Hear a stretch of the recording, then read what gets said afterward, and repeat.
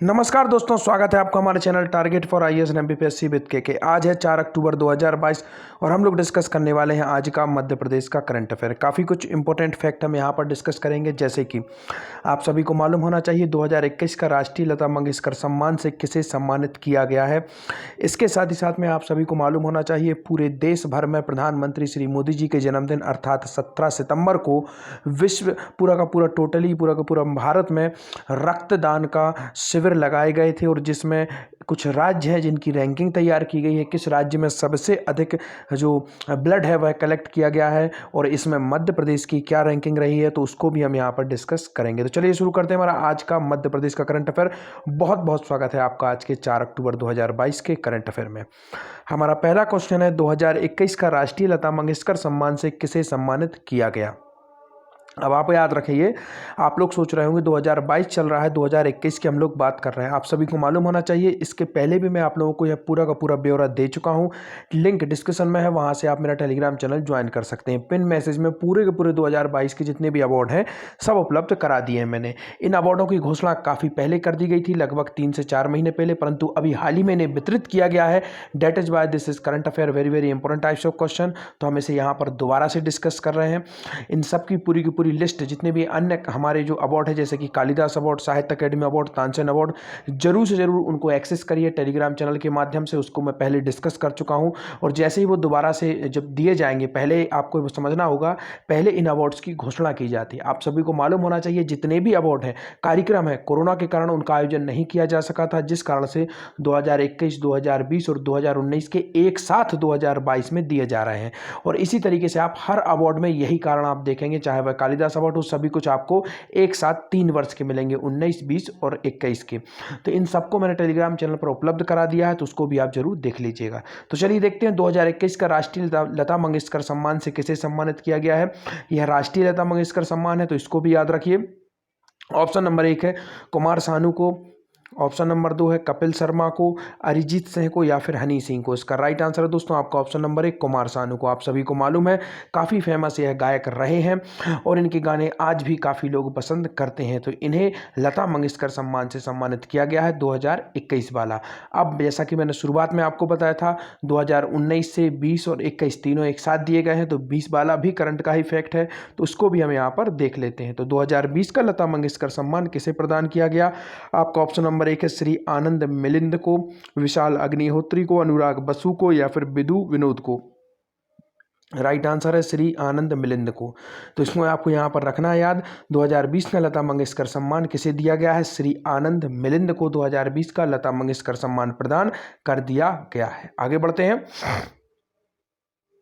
मंत्री सुश्री ठाकुर देंगी राष्ट्रीय लता मंगेशकर सम्मान, तो यह हमारी उषा ठाकुर मंत्री हैं, और यह दोस्तों हमारी कौन सी मंत्री हैं, संस्कृत मंत्री हैं। इसी के साथ साथ पर्यटन मंत्री भी यही हैं, और संस्कृत मंत्रालय के ही अंतर्गत आता है कौन सा विभाग, आनंद विभाग, तो इसको आपको याद रखना है। आगे बढ़ते हैं। इसके साथ ही साथ आपको बता देना चाहूँगा पर्यटन मंत्री यह है, और पर्यटन से संबंधित फैक्ट है कि मुझे याद आ गया, लगातार आपको मालूम है कितने पर्यटन अवार्ड अभी हाल ही में मध्य प्रदेश को दिए गए हैं। 8 पर्यटन अवार्ड मध्य प्रदेश को मिले हैं, तो इनको आपको याद रखना है, काफ़ी अधिक इंपॉर्टेंट है। देखते हैं, शाम 7 बजे विलियंट कॉन्क्लेव सेंट्रम विजयनगर इंदौर में राष्ट्रीय लता मंगेशकर सम्मान अलंकरण से संगीत साधकों को सम्मानित किया जाएगा। राष्ट्रीय जो लता मंगेशकर सम्मान है दोस्तों, इसका समारोह भी है, एक लता मंगेशकर समारोह। इसका आयोजन कहाँ पर होता है, इंदौर में होता है। साथ ही साथ जनजातीय समारोह है, उसका आयोजन कहां पर होता है, इंदौर में ही होता है। और जनजातीय संग्रहालय कहां पर है, भोपाल में है। भारत भवन कहां पर है दोस्तों, भोपाल में। स्थापना कब हुई थी, 1982 1982 में भारत भवन की स्थापना हुई थी, तो इसको आपको याद रखना है, काफी अधिक इंपॉर्टेंट यह भी हो जाता है। संस्कृति विभाग द्वारा प्रतिष्ठित राष्ट्रीय लता मंगेशकर सम्मान अलंकरण समारोह एवं संगीत संध्या का आयोजन किया जा रहा है। अलंकरण समारोह में वर्ष 2019 का लता मंगेशकर सम्मान पार्श्व गायक श्री शैलेंद्र सिंह को मिला है। यह मुंबई से संबंधित है, तो 19 वाला भी आप यहाँ पर डिस्कस कर लीजिए किन्हें मिला है। दोबारा से मैं इनका नाम ले देता हूं, यहाँ पर आप देख सकते हैं शैलेंद्र सिंह को मिला है, मुंबई से संबंधित है ये। और वर्ष 2020 का संगीत निर्देशन के लिए श्री आनंद मिलिंद को मिला है, यह भी मुंबई से संबंधित है। और 2021 का राष्ट्रीय लता मंगेशकर सम्मान पार्श्व गायन के लिए श्री कुमार सानू मुंबई को प्रदान किया जाएगा। तो this is most important fact that you should remember, तो इसको भी आपको याद रखना है। आगे बढ़ते हैं। प्रदेश के कितने प्रतिशत नगरीय क्षेत्रों में कचरा संग्रहण किया जा रहा है, तो यह भी अत्यंत इंपॉर्टेंट फैक्ट हमारा बन के आता है, क्योंकि आपको मालूम हो कल मैंने आपसे डिस्कस किया था स्वच्छता सर्वेक्षण, लगातार कितनी बार इंदौर बन गया है स्वच्छता की राजधानी, 6वीं बार। याद रखिए 2016 से इस अवार्ड की शुरुआत हुई थी, 2017 से हमारे इंदौर को मिल रहा है और यह 6वीं बार है जब इंदौर बना है नंबर 1, वह भी लगातार। एकमात्र शहर है जिसे पहली बार 7 रेटिंग मिली, अभी तक 5 रेटिंग तक के शहर हैं। 5 रेटिंग मध्य प्रदेश के किस शहर को मिली है? सस्टेनेबल डेवलपमेंट की राजधानी भोपाल को। तो इसको भी याद रख लीजिए, 5 स्टार किसे मिले हैं? भोपाल को। और 7 स्टार प्राप्त करने वाला एकमात्र भारत का शहर इंदौर है और लगातार 6 बार। याद रखिए पहले 5 बार था, अब कितनी बार हो गया है? 6 बार। तो इसको याद रखिए, बिल्कुल भी नहीं भूलना है। अब देखते हैं हम प्रदेश के कितने प्रतिशत नगरीय क्षेत्रों में कचरा संग्रहण किया जा रहा है। तो यह उसी अवार्ड से संबंधित कुछ अन्य फैक्ट हैं जो कि आज निकल कर आए हैं, तो इनको हम यहाँ पर डिस्कस करेंगे। तो देखते हैं प्रदेश में कितने प्रतिशत दोस्तों नगरीय क्षेत्र की बात हो रही है, यहाँ पर आपको यह भी याद रखना है। और ग्रामीण क्षेत्र में स्वच्छता में नंबर 1 कौन सा जिला रहा था? भोपाल ही रहा था, तो इसको भी याद कर लीजिएगा आप। तो नगरीय क्षेत्रों में कचरा संग्रहण करने में कितने प्रतिशत है? तो आपको ऑप्शन नंबर 1 है 50% नगरीय क्षेत्र, 100%, 80% या फिर 99%। इसका राइट आंसर है दोस्तों 100%, अर्थात 100 के 100% नगरीय क्षेत्रों में मध्य प्रदेश में क्या हो रहा है? कचरा संग्रहण किया जा रहा है। कितने प्रतिशत? 100% जो नगरीय क्षेत्र हैं इनमें नगरीय क्षेत्रों में कचरा संग्रहण किया जा रहा है। तो इसको आपको याद रखना है, अत्यंत इंपॉर्टेंट यह हो जाता है। आगे बढ़ते हैं। प्रदेश के 100% नगरीय क्षेत्रों में कचरा संग्रहण किया जा रहा है। इसके लिए नगरीय निकायों को 5423 से अधिक मोटराइज्ड वाहन उपलब्ध कराए गए हैं। इन वाहनों में जीपीएस और पीएस सिस्टम लगाए गए हैं। तो आप समझ सकते हैं कितना अधिक इंपॉर्टेंट यह है, इनके अंदर जीपीएस और पीएस सिस्टम भी लगाए गए हैं जिनसे इनकी निगरानी की जाएगी कि दे डू अवर वर्क और नॉट। तो यह चेक किया जाएगा कि वह लोग अपने सही तरीके से अपना वर्क कर रहे हैं या नहीं कर रहे हैं। आगे बढ़ते हैं। सूखे कचरे के प्रसंस्करण के लिए कितने नगरीय निकायों में 275 मटेरियल रिकवरी फैसिलिटी इकाइयों का निर्माण किया गया है? आपका ऑप्शन नंबर 1 है 256, 456, 234 या फिर 100। इसका राइट आंसर है दोस्तों आपका ऑप्शन नंबर 1 256। तो जो सूखे कचरे के प्रसंस्करण के लिए कितने नगरीय निकाय, अर्थात 256 नगरीय निकायों में 275 मटेरियल रिकवरी फैसिलिटी इकाइयों का निर्माण किया गया है दोस्तों। तो इसको भी याद रखना है, काफ़ी अधिक इंपॉर्टेंट यह भी हो जाता है। आगे बढ़ते हैं। सूखे कचरे के प्रसंस्करण के लिए 256 नगरीय निकायों में 275 मटेरियल रिकवरी फैसिलिटी इकाइयों का निर्माण किया गया है।